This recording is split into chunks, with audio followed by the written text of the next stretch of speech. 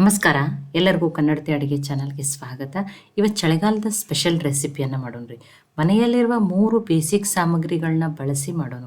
ಶಾಲೆಗೆ ಹೋಗೋ ಮಕ್ಕಳು ಹಿಡ್ಕೊಂಡು ವಯಸ್ಸಾದವ್ರವರೆಗೂ ಇದು ದಿನಾಲು ಒಂದು ಲಡ್ಡು ತಿಂದ್ರೆ ನೀವು ಆರೋಗ್ಯವಾಗಿರ್ತೀರಿ.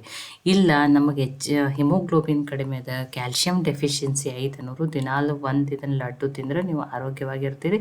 ಮಾಡೋದು ತುಂಬಾ ಸಿಂಪಲ್ ಆದರೆ ಇದನ್ನು ನೀವು 1 ತಿಂಗಳವರೆಗೂ ಸ್ಟೋರ್ ಮಾಡಿ ಇಟ್ಕೊಂಡು ತಿನ್ಬೋದು. ತುಂಬ ವಿಟಮಿನ್ ಇ ಮತ್ತು ಕ್ಯಾಲ್ಶಿಯಮು, ಪ್ರೋಟೀನ್ ರಿಚ್ ಲಡ್ಡು ಅಂತಲೂ ನೀವು ಕರಿಬೋದು. ಹಾಗಿತ್ತಂದ್ರೆ ಇದನ್ನ ಹೆಂಗೆ ಮಾಡೋದು ಅಂತ ಹೇಳಿ ನೋಡ್ಕೊಂಬರೋಣ ಬರ್ರಿ. ಈಗ ಪ್ಯಾನ್ಗೆ ನಾನಿಲ್ಲಿ 1 ಬಟ್ಲಾಗಷ್ಟು ಸ್ವಚ್ಛ ಮಾಡಿ ಇಟ್ಕೊಂಡಿರೋಂಥ ಬಿಳಿ ಎಳ್ಳನ್ನು ತೊಗೊಂಡಿನಿ. ಈಗ ಇದನ್ನು ಲೋ ಫ್ಲೇಮ್ದಲ್ಲಿಟ್ಟನೆ ಹುರಿದ್ಬಿಟ್ಟು ತೊಗೊಳ್ರಿ. ಬಿಳಿ ಎಳ್ಳು ತುಂಬಾ ವಿಟಮಿನ್ ಬಿ ಮತ್ತು ವಿಟಮಿನ್ ಇ ಇರುವಂಥದ್ದು. ಸ್ಕಿನ್ಗೆ, ಹೇರ್ಗೆ ತುಂಬಾ ಒಳ್ಳೆಯದ್ರಿ. ನೋಡಿ, ಚಳಿಗಾಲದಲ್ಲಿ ಬಿಳಿ ಎಳ್ಳಿನ ಯಾವುದೇ ರೆಸಿಪಿಗಳನ್ನ ತಿಂದರೂ ಆರೋಗ್ಯಕ್ಕೆ ತುಂಬಾ ಒಳ್ಳೆಯದ್ರಿ ಇದು. ನೋಡಿ, ಈಗ ಲೋ ಫ್ಲೇಮ್ದಲ್ಲಿಟ್ಟನೆ ಆ ಬಿಳಿ ಎಳ್ಳನ್ನು ಚೆನ್ನಾಗಿ ಹುರಿದ್ಬಿಟ್ಟು ತೊಗೊಂಡಿನಿ ನೋಡಿರಿ. ಮೀಡಿಯಮ್ ಅಥವಾ ಹೈ ಫ್ಲೇಮ್ದಲ್ಲಿ ಇಡಬೇಡ್ರಿ, ಲೋ ಫ್ಲೇಮ್ದಲ್ಲಿಟ್ಟನೆ ಚೆನ್ನಾಗಿ ಹುರಿಯಿರಿ. ನೋಡಿ, ಹುರಿದಿರುವ ಎಳ್ಳರಿ, ಇವು ಫಸ್ಟ್ ಹಾಕಿರುವ ಹಸಿ ಎಳ್ಳರಿ, ನಿಮಗೆ ಡಿಫ್ರೆನ್ಸ್ ನೋಡ್ರೆ ಗೊತ್ತಾಗತ್ತೈತಿ. ಈಗ ಎಳ್ಳು ಏನಾಗ್ಯಾವ ಚೆನ್ನಾಗಿ ಹುರಿದವ. ನಾ ಈಗ ಇದನ್ನು ಏನು ಮಾಡ್ತೀನಿ, ಬೇರೆ ಪ್ಲೇಟಿಗೆ ಹಾಕೋತೀನಿ ರೀ. ನೋಡಿ, 1 ಬಟ್ಲಾಗಷ್ಟು ಏನು ಎಳ್ಳು ಹುರ್ಕೊಂಡೆ, ಅದರಲ್ಲೇ 1 ಬಟ್ಲಾಗಷ್ಟು ಒಣ ಕೊಬ್ಬರಿ ತುರಿಯನ್ನು ತೊಗೊಂಡಿದ್ದೀನಿ ರೀ. ಇದನ್ನು ಲೋ ಫ್ಲೇಮ್ದಲ್ಲಿಟ್ಟೆ. ಇದ್ರ ಕಲರ್ ಏನು ಚೇಂಜ್ ಆಗೋದು ಬೇಡ್ರಿ, ಸ್ವಲ್ಪನೇ ಬೆಚ್ಚಗೆ ಮಾಡ್ಕೊಂಡ್ರೆ ಸಾಕು ರೀ. ಒಂದು ಅರ್ಧ ನಿಮಿಷ ಆಗಷ್ಟು ಹುರ್ಕೊಂಡ್ರೆ ಸಾಕು ನೋಡ್ರಿ. ನೋಡಿ, ಕಲರ್ ಚೇಂಜ್ ಆಗಬಾರ್ದು, ಒಣ ಕೊಬ್ಬರಿದ ಹಾಗೆ ಇರಬೇಕು. ಇದನ್ನು ಲೋ ಫ್ಲೇಮ್ದಲ್ಲಿಟ್ಟನೆ ಸ್ವಲ್ಪನೇ ಬೆಚ್ಚಗೆ ಮಾಡ್ಕೊರಿ. ನೋಡಿ, ಒಂದು ಅರ್ಧ ನಿಮಿಷ ಆಗಷ್ಟೇ ಹುರ್ಕೊಂಡು ತೊಗೊಂಡಿನಿ. ಈಗ ಇದನ್ನು ಏನು ಮಾಡ್ತೀನಿ ರೀ, ಬೇರೆ ಪ್ಲೇಟಿಗೆ ಹಾಕೋತೀನಿ. ನೋಡಿ, ಈಗ ಯಾವ ಬಟ್ಲಿಗೆ ಎಳ್ಳನ್ನು ತೊಗೊಂಡಿನಲ್ರಿ, ಅದರಲ್ಲೇ 2 ಬಟ್ಲಾಗಷ್ಟು ಬೆಲ್ಲವನ್ನು ಚಾಕುದಿಂದ ನೀಟಾಗಿ ಹೆರ್ಚಿಬಿಟ್ಟು ತೊಗೊಂಡಿನಿ. ನೋಡಿ, ನೀವು ಒಡೆದು ತೊಗೊಂಡು ಹೋದಿತ್ತಂದ್ರೂ ದಪ್ಪ ಬೆಲ್ಲದ ಪೀಸ್ಗಳು ಉಳಿಲಾರ್ದಂಗೆ ತೊಗೊರಿ ನೀವು.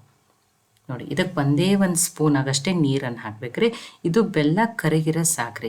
ನೀವು ದಪ್ಪ ಬೆಲ್ಲದ ಪೀಸ್ಗಳನ್ನ ಇಟ್ಕೊಂಡ್ರಂದ್ರೆ ಏನಾಗ್ತದೆ, ಒಂದು ಸೈಡು ಬೆಲ್ಲ ಕರಗಿ ಬಿಡ್ತದೆ, ಇನ್ನೊಂದು ಸೈಡ್ ಏನಾಗ್ತೈತಿ, ಅದು ದಪ್ಪ ಪೀಸ್ ಕರಗಿಲ್ಲ ಅಂತ ಹೇಳಿ ನೀವು ಜಾಸ್ತಿ ಏನು ಮಾಡೋದು, ಕರಗಿಸಕ್ಕೆ ಹೋದ್ರೆ ಅದು ಆಣಾಗಿ ಮತ್ತಷ್ಟು ಏನಾಗ್ತದೆ, ಉಂಡೆ ಗಟ್ಟಿ ಆಗ್ತದೆ.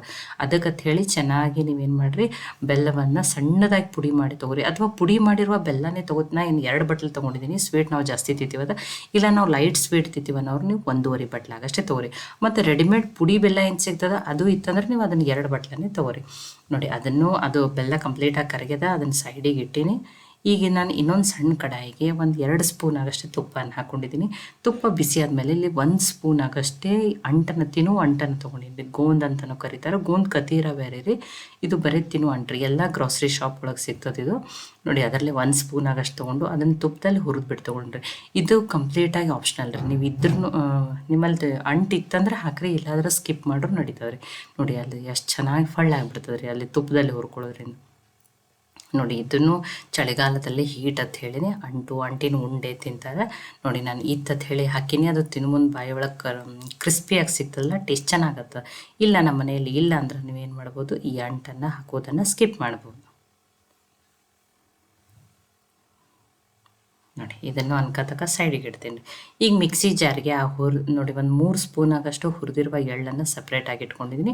ಈಗ ಉಳಿದಿರುವ ಎಳ್ಳನ್ನು ಮಿಕ್ಸಿಗೆ ಹಾಕೋತಾ ಇದ್ದೀನಿ ರೀ. ಆನ್ ಆಫ್ ಮಾಡಿ ನಾನು ಏನು ಮಾಡ್ತೀನಿ, ತರಿಯಾಗಿಯೇ ಗ್ರೈಂಡ್ ಮಾಡಿ ತೊಗೋತೀನಿ ರೀ. ಫೈನ್ ಪೌಡ್ರ್ ಮಾಡೋಕೋಬೇಡ್ರಿ. ಜಾಸ್ತಿ ನೀವು ಹಾಗೆ ಮಿಕ್ಸಿ ಆನ್ ಮಾಡಿಬಿಟ್ರೆ ಮತ್ತೇನಾಗ್ತದೆ ರೀ, ಅದು ಎಣ್ಣೆ ಬಿಡ್ತದೆ.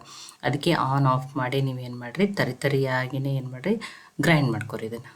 ನೋಡಿ, ಎಳ್ಳೇನಾಗಿದೆ, ಈಗ ಪುಡಿ ಆಗಿದ್ರಿ. ಈಗ ಇದನ್ನು ಬೇರೆ ಪಾತ್ರೆಗೆ ಹಾಕೋತೀನಿ. ನೋಡಿ, 1 ಸ್ಪೂನ್ ನೀರನ್ನು ಹಾಕ್ಕೊಂಡ್ಬಿಟ್ಟು ಬೆಲ್ಲ ಕರಗ್ತಂದ್ರೆ ನೀವು ಏನು ಮಾಡ್ಬೇಕ್ರಿ, ಅದನ್ನು ಆಫ್ ಮಾಡಬೇಕು. ಈಗ ಹುರಿದಿರುವ ಎಳ್ಳನ್ನು ಹಾಕಿದ್ದೀನಿ ನಾನು. ಈಗ ಅದಕ್ಕೇ ಈಗ ನೋಡಿರಿ, ಆ ಕೊಬ್ಬರಿ ಬಿಸಿ ಮಾಡಿರ್ತೀವಲ್ಲ, ಈ ರೀತಿ ಕೈಯಿಂದನೇ ಪುಡಿ ಆಗ್ತದೆ. ಇಲ್ಲ ನೀವು ದಪ್ಪಾಗಿ ಹೆರ್ಚಿಬಿಟ್ಟು ತುರಿದ್ಬಿಟ್ಟು ತೊಗೊಂಡಿದ್ರೆ ಸ್ವಲ್ಪ ಒಂದು ಸುತ್ತಾಗಷ್ಟು ನೀವು ಮಿಕ್ಸಿಗೆ ಹಾಕಿಬಿಟ್ಟು ಹಾಕ್ಬೋದು, ನಡೀತದೆ. ನಾನು ಚೀಸ್ ಗ್ರೇಟರಲ್ಲೇ ತುರಿದ್ಬಿಟ್ಟು ತೊಗೊಂಡಿನಿ, ಕೈಲಿ ಒಂದು ಸ್ವಲ್ಪ ಪುಡಿ ಮಾಡಿದ್ದೀನಿ. ಆ ಕೊಬ್ಬರಿನ ಅದಕ್ಕೆ ಸೇರಿಸಿದ್ದೀನಿ. ನಾನು ಇಲ್ಲಿ ಯಾವ ಬಟ್ಲಿಗೆ ಎಳ್ಳನ್ನು ತೊಗೊಂಡಿದ್ದೆ ಅದರಲ್ಲೇ 2 ಬಟ್ಲಾಗಷ್ಟು ಸಿಪ್ಪೆ ತೆಗೆದು ಹುರಿದಿರುವ ಶೇಂಗಾನ ತೊಗೊಂಡಿದ್ದೀನಿ ರೀ. ನೋಡಿ, ನನ್ನ ಕಡೆ ಹುರಿದು ಸಿಪ್ಪೆ ತೆಗೆದಿರುವ ಶೇಂಗಾ ಇತ್ತು ಅಂತ ಹೇಳಿ ನಾನು ಶೇಂಗಾನೇನು ಹುರಿದಿರೋದನ್ನು ಏನು ಮಾಡಿಲ್ರಿ, ತೋರ್ಸಕ್ಕೆ ಹೋಗಿಲ್ಲ. ಇಲ್ಲ ನಿಮ್ಮ ಕಡೆ ಹಸಿ ಶೇಂಗಾ ಆಯ್ತಂದ್ರೆ ಅದನ್ನು ನೀವು ಹುರಿದ್ಬಿಟ್ಟು ತೊಗೊಂಡು ಈ ರೀತಿ ಚಿಕ್ಕ ಶೇಂಗಾ ಪೀಸ್ಗಳು ಉಳಿಯೋ ರೀತಿ ತರಿಯಾಗಿಯೇ ಇದನ್ನು ಗ್ರೈಂಡ್ ಮಾಡ್ಕೊರಿ. ಇದನ್ನು ಆನ್ ಆಫ್ ಮಾಡಿ ಅಥವಾ ಮಿಕ್ಸಿ ಉಲ್ಟಾ ಅಂತ ತಿರುಗಿಸ್ಬಿಟ್ಟು ಆ ರೀತಿ ಏನು ಮಾಡಿರಿ, ಗ್ರೈಂಡ್ ಮಾಡಿ ಹಾಕಿರಿ. ನೋಡಿ, ಆ ಅಂಟನ್ನು ನೋಡಿರಿ ತುಂಬ ಫಳ್ಳಾಗಿರ್ತದೆ. ಈ ರೀತಿ ಸ್ವಲ್ಪ ಕೈಯಿಂದನೇ ಏನು ಮಾಡಿರಿ, ಪುಡಿ ಮಾಡಿ ಹಾಕಿರಿ. ಅದನ್ನು ಮಿಕ್ಸಿಗೆ ಹಾಕಬೇಡ್ರಿ. ಸ್ವಲ್ಪ ಮಧ್ಯಕ್ಕೆ ತಿನ್ನು ಒಂದು ಬಾಯಾಗದು ಕ್ರಿಸ್ಪಿಯಾಗಿ ಸಿಕ್ಕರೆ ಟೇಸ್ಟ್ ಚೆನ್ನಾಗಿರ್ತದೆ ರೀ. ನೋಡಿ ಅಂಟನ್ನು ಹಾಕಿನಿ, ಫ್ಲೇವರ್ಗಾಗಿ ಒಂದು ಅರ್ಧ ಸ್ಪೂನ್ ಆಗಷ್ಟೇ ಏಲಕ್ಕಿ ಪುಡಿಯನ್ನು ಹಾಕಿದ್ದೀನಿ. ಈಗ ಇದನ್ನು ಎಲ್ಲನೂ ಮಿಕ್ಸ್ ಮಾಡ್ಕೊಂಡ್ರಿ. ನೋಡಿ ಅದು ಬೆಲ್ಲ ಸ್ವಲ್ಪ ಮೆಲ್ಟ್ ಆದಮೇಲೆ ಗ್ಯಾಸನ್ನು ಆಫ್ ಮಾಡಿ ಏನು ಮಾಡೀನಿ, ಅದನ್ನು ಅನ್ಕತಕ್ಕ ಸೈಡಿಗೆ ಇಟ್ಟಿದ್ದೆ. ಈಗ ಆ ಬೆಲ್ಲವನ್ನು ಸೇರಿಸೋಣ್ರಿ, ಇನ್ನೂ ಬಿಸಿ ಇರ್ತದದು. ನೋಡಿ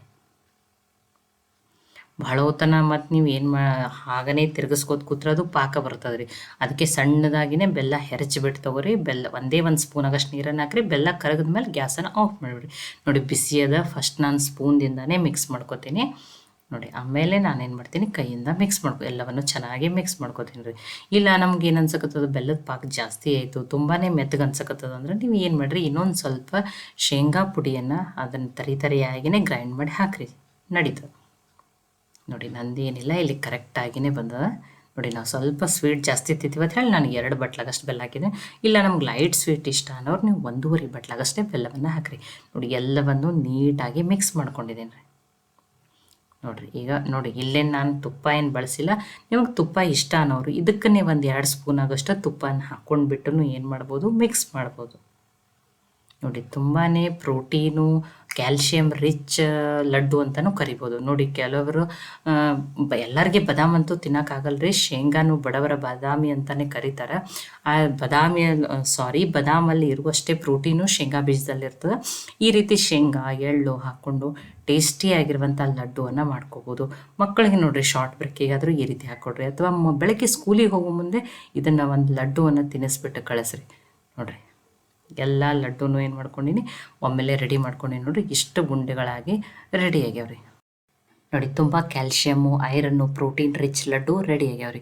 ನೋಡಿ ಎಲ್ಲರಿಗೂ ತುಂಬ ಕಾಸ್ಟ್ಲಿ ಆಗಿರುವಂಥ ಡ್ರೈ ಫ್ರೂಟ್ಸನ್ನು ತಂದು ಡ್ರೈ ಫ್ರೂಟ್ಸ್ ಲಡ್ಡು ಅಂತೂ ಮಾಡ್ಕೊಳಕ್ಕಾಗಲ್ಲ. ಮನೆಯಲ್ಲಿರುವ ಬೇಸಿಕ್ಕು ಸಿಂಪಲ್ ಇಂಗ್ರೀಡಿಯೆಂಟ್ಸ್ಗಳನ್ನ ಬಳಸಿಬಿಟ್ಟು ಈ ರೀತಿ ಹೆಲ್ತಿಯಾಗಿನೂ ಲಡ್ಡುಗಳನ್ನ ಮಾಡ್ಕೋ. ಈಗಂತೂ ತುಂಬಾ ಚಳಿ ಆದರೆ ಚಳಿಯಲ್ಲಿ ಮಕ್ಕಳು ಸ್ಕೂಲಿಗೆ ಹೋಗ್ತಿರ್ತಾರೆ.